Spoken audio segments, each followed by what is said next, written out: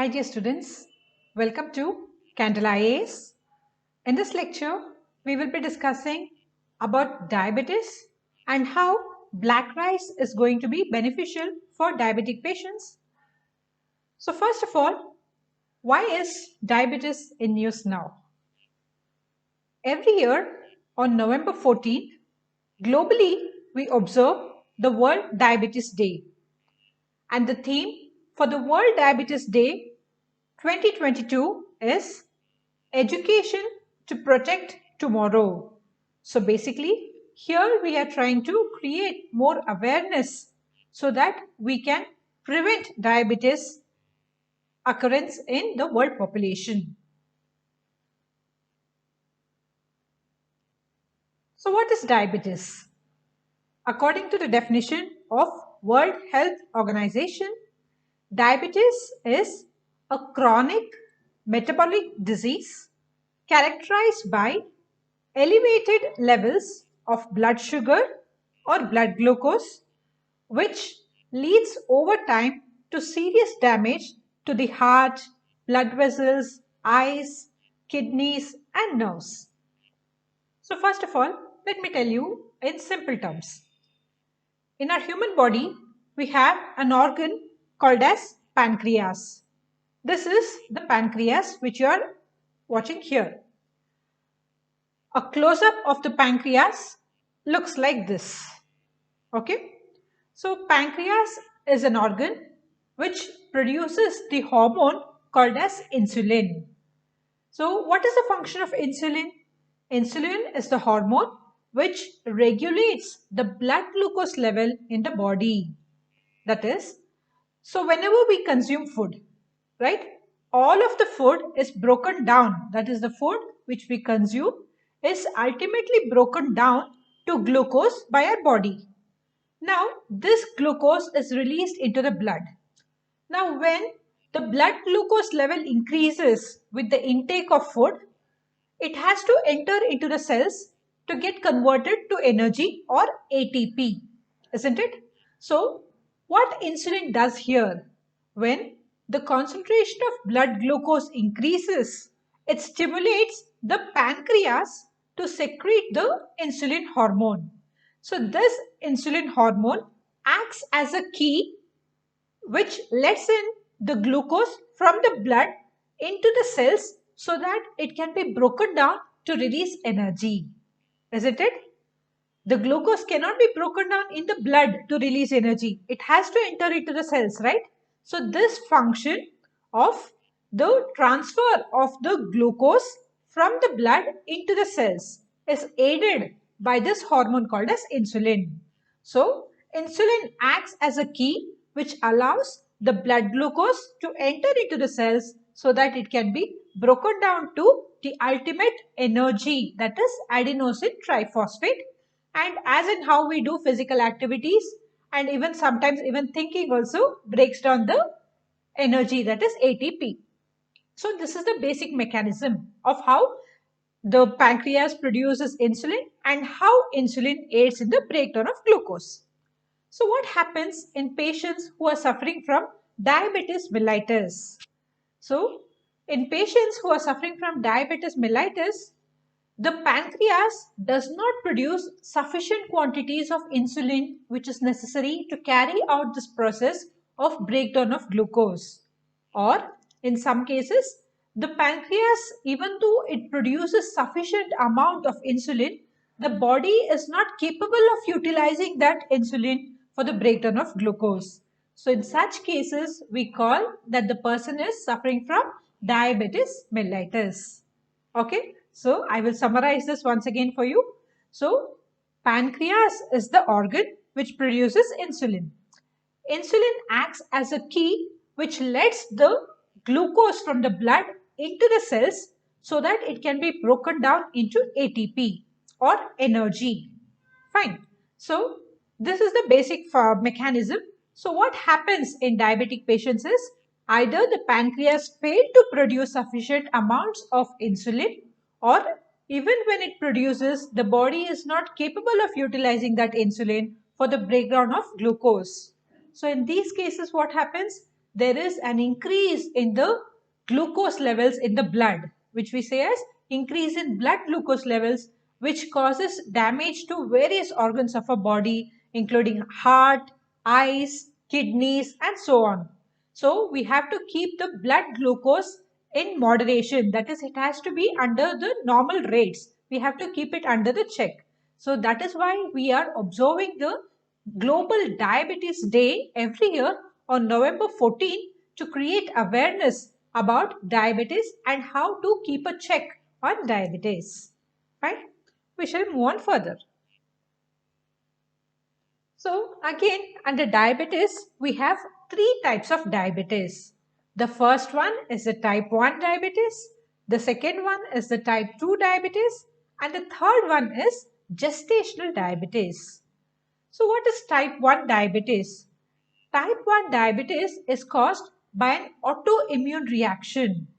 So autoimmunity means when our own cells of the immune system recognizes either cells or organs of our own body as foreign particles and starts damaging it and destroying it.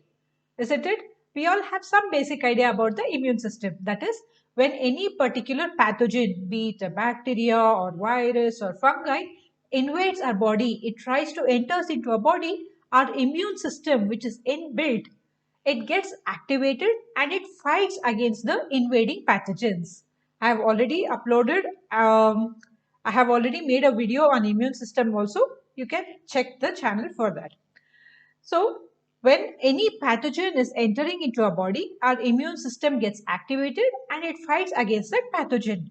So, what happens in autoimmune disorders is our own immune system recognizes our own organs or cells as foreign particles and starts attacking them and destroying them. This is called as autoimmune disease. So what happens in type 1 diabetes is our immune system recognizes our own pancreas as foreign and starts attacking them and destroying them, as a result of which the pancreas is not capable of producing the required amounts of insulin. So in these patients, we call them as type 1 diabetic. So this is the type 1 diabetes, which is caused by an autoimmune reaction where the body attacks its own self by mistake. Okay, so this reaction stops the pancreas from producing insulin. So you can see that approximately 5 to 10% of our population suffers from type 1 type of diabetes. Okay, so type 1 diabetes develops very quickly, and you can also find children, very young children, teenagers, and even young adults suffering from type 1 diabetes. So if you are suffering from type 1 diabetes, the only remedy is you will have to take insulin injections throughout your lifetime. And as of now, we do not have any mechanism to prevent type 1 diabetes. Okay. So I think you understood very good about type 1 diabetes. So it is a type of disorder wherein the body attacks the own pancreas, as a result of which the pancreas does not produce insulin, and you can see that it is prevalent among around 5 to 10% of the population, including children, adult, youth, and teenagers as well. So the remedy here is taking insulin injections throughout the lifetime. Okay, now let's move on to type 2 diabetes. So type 2 diabetes is the most common form of diabetes, which you can see mostly in the elderly population. But nowadays you can also find type 2 diabetes among young people as well, because of the increasing stress levels, sedentary lifestyle, and so on. Okay, so type 2 diabetes, here what happens is either the pancreas is not producing sufficient quantities of insulin, or the body is not capable of utilizing the insulin which is produced by the pancreas. In these cases, we say it is type 2 diabetes.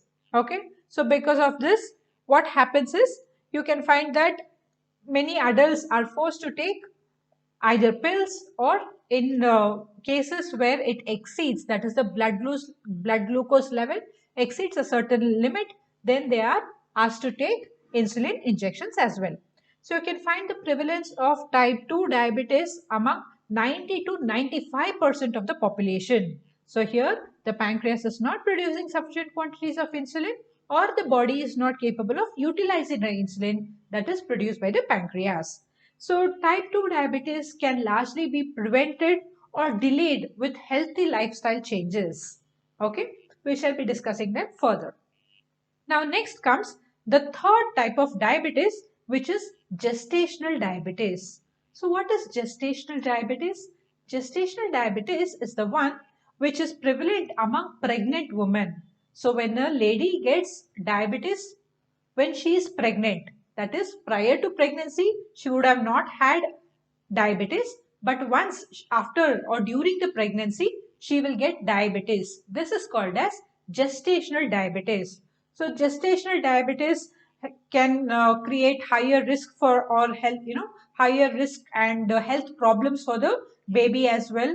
And also the chances of this kind, the females or the pregnant lady, whoever gets gestational diabetes, there is a very high possibility that she can develop type 2 diabetes at a later age. Okay.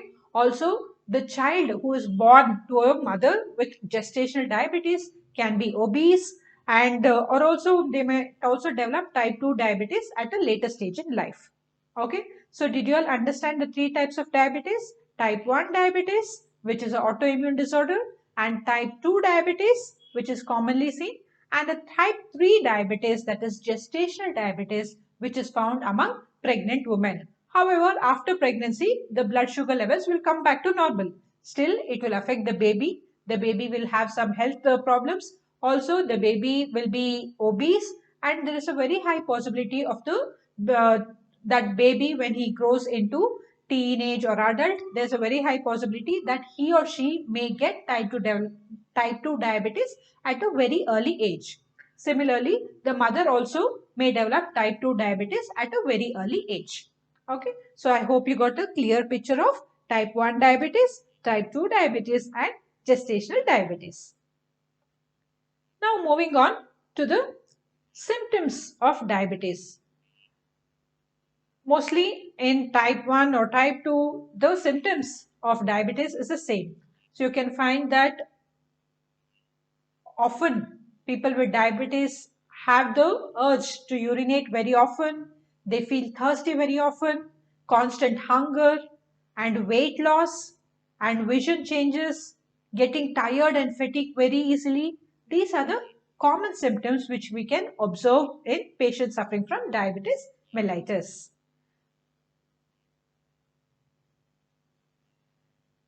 Now, moving on to the preventive measures which we can take to prevent diabetes, right? So, as I already told you, diabetic can be genetic and diabetic can be due to lifestyle changes as well.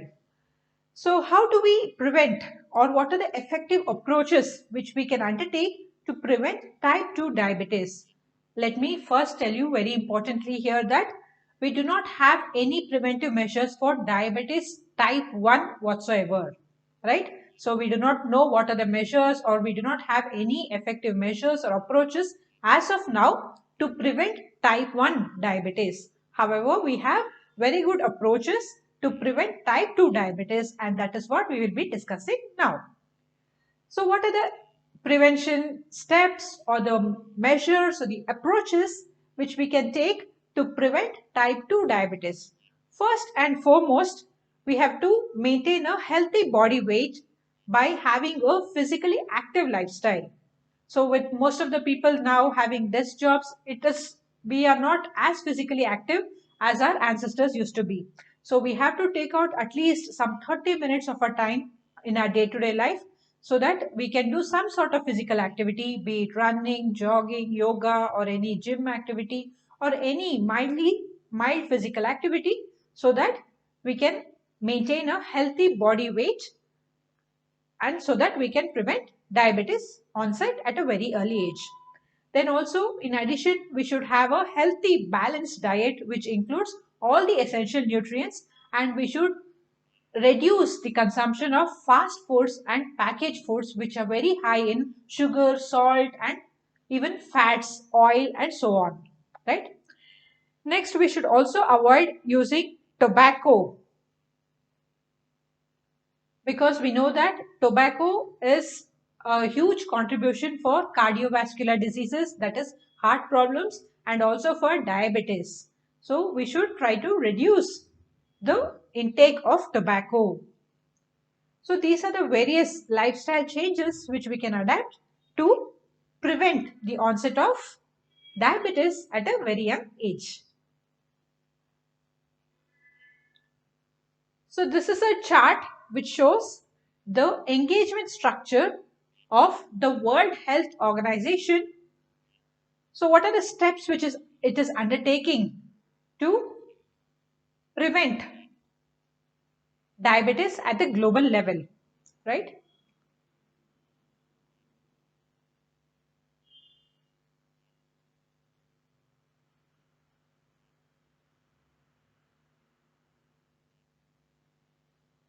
So what about our country? As per the National Family Health Survey 2015-16, 5.8% of women and 8.0% of men in India are having blood sugar level above 140 milligram per deciliter in the age group of 15 to 49. Okay, so you can find around 5.8% of women and around 8% men in India are having sugar level above 140 milligram per deciliter in the age group of 15 to 49 years. So here you can check the graph how diabetes is increasing year by year, right? So right from 2000 up to 2000 level, you can see the surge. That is, in 2000, it was somewhere around 30,000. The people were around 30,000, and in 2000 level, it has increased up to 60,000, and so on. Okay, so this is the people with diabetes in thousands. This is not the actual numbers. Okay, so keep that in mind. Now, as part of World Diabetes Day and with the goal of preventing diabetes in our country, what are the measures which have been undertaken by our Indian government? First and foremost, a registry has been maintained by the Indian Council of Medical Research. This is called as Young Diabetes Registry. This registry has been maintained by the ICMR, that is Indian Council of Medical Research, since 2006. Okay, so what they do in this registry is they recruit patients with young onset of diabetes who are diagnosed on or before 25 years of age so that they can do further research and studies utilizing this registry. Fine. Next, the Department of Health and Family Welfare provides technical and financial support to the states or the union territories under the National Program for Prevention and Control of Cancer, Diabetes, Cardiovascular Diseases, and Stroke. Okay, so this is undertaken by the Department of Health and Family Welfare, wherein they give technical as well as financial support to the different states and the union territories in order to prevent the incidence of these diseases like cardiovascular diseases, cancer, diabetes, stroke, etc. Under the Free Drug Service Initiative of the National Health Mission, financial support is provided to the states and the union territories for provision of free essentials, including insulin for the poor and the needy people, including children.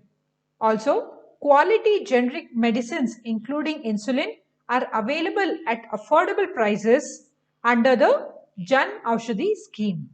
So these are the various important measures which our government of India has been undertaking in order to prevent the incidence of diabetes. According to the latest statistics, the highest incidence of diabetic people in our country is in Chandigarh, followed by Tamil Nadu, followed by Punjab. Now we shall move on to the discussion on black rice. So what is this black rice and what is so special about it? Black rice is one of the rarest rice varieties because of its low yield. Black rice looks either black in color or purple in color, and it is a whole grain along with the bran. So it is not a refined rice. It is a full rice along with the bran. And the black rice has its origin in China. So in the olden days, it was used in Chinese medicine, and this rice was exclusively meant for the emperors and the aristocratic group. Okay, so this rice was not accessible to the other common people. It was only reserved for the emperors, and hence it is also called as the emperor's rice. So it is said that this rice can improve the lifespan of the people because it has excessive nutrition in it, and that is why it was exclusively reserved for the emperors and the aristocratic class in China. So because of the very low yield, this is a very rare rice variety. However, we have around 20 varieties in black rice as well. Okay, so it is also called as purple rice. It is also called as emperor's rice. It is also called as forbidden rice. Why do we call it as purple rice? Because when this rice is soaked or cooked, it turns purple in color. The purple color is because of the pigment called as anthocyanin. You can find this anthocyanin pigment even in eggplants and blueberries. I hope you can recall what color it will look like, right? I hope most of you would have seen blueberries. So blueberries also have this pigment called as anthocyanin, and it is the same pigment which gives the purple color to the black rice as well. Okay. So these are the common varieties of black rice. The black sticky rice, which is used in Thai deserts. The black japonica rice, which is used in California for rice salads. And the Chinese black rice, which is used in northern China. Okay. So what are the relation between diabetes and black rice? So black rice has a lot of nutritional benefits because of which it is very useful for patients suffering from diabetes. It exhibits glucose reducing properties primarily. That is why it is very essential and very important for diabetic people. So black rice has a very low glycemic index.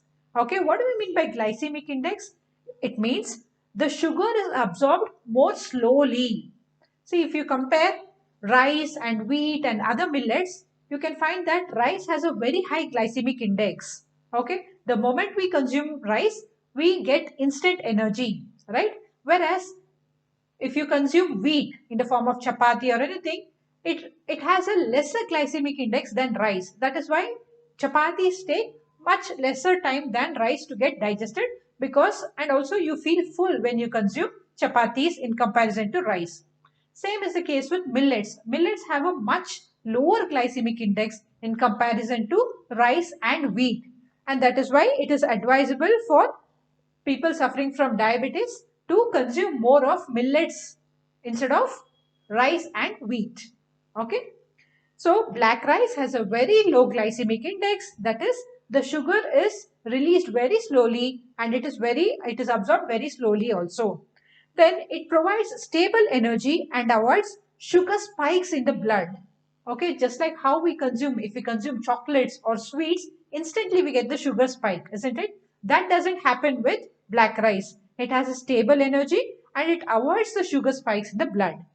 And it also helps in management of diabetes mellitus by improving the insulin sensitivity. Okay, so this rice also helps in increasing the insulin sensitivity, and it also enhances the activity of glucose transporters, and it pushes the glucose into the cells rather than keeping it in the blood. So that is a function of insulin, isn't it? What is insulin doing? Insulin is enabling the movement of the glucose from the blood into the cells so that it can be broken down to release ATP. So that is what even black rice is doing. In the sense, it cannot do exactly the function of insulin, but it at least enhances the activity of the glucose transporters and it pushes the glucose to the cells instead of keeping them in the blood, leading to a spike of blood glucose, right? So it helps controlling the glucose levels in the blood. Then the anthocyanins present in the black rice has starch digesting enzymes which prevents glucose absorption. Okay, so the anthocyanins have starch digesting enzymes which prevents the glucose absorption. So these are all the various benefits of black rice which makes it a superfood for people who are suffering from diabetes mellitus. So we also have few more important nutritional benefits of black rice. Black rice has a very high content of iron, protein, fibers, flavonoids, anthocyanins, amino acids, healthy fatty acids, and antioxidants also. It is also rich in vitamin B12, vitamin B3, vitamin E, beta carotene, calcium, phosphorus, iron, zinc, magnesium, copper, and so on. So now you know that black rice is a superfood. It has lot of health benefits, not just for diabetic people, but for others as well. And that is why it is very important for people suffering from diabetes to consume black rice in order to improve their diabetic condition. Chak Hao is a black rice of Manipur which has bagged the GI tag. We know that GI tag means geographical indication tag, right? So this particular rice variety called Chak Hao from Manipur has bagged the GI tag. So I hope you have got a good idea about what is diabetes mellitus, what are the various ways which we can prevent it, what are the symptoms, what are the different types of diabetes mellitus, and how black rice can help by providing important nutritional value. Also, it will help in preventing diabetes and controlling the blood sugar in diabetic patients. Okay, so I hope you also understood what is the importance of what is the importance of observing the Global Diabetes Day on November 14th every year. So for more such lectures, you can like, comment, share and subscribe. Until I meet you in the next lecture, take care, have a good day. Thank you.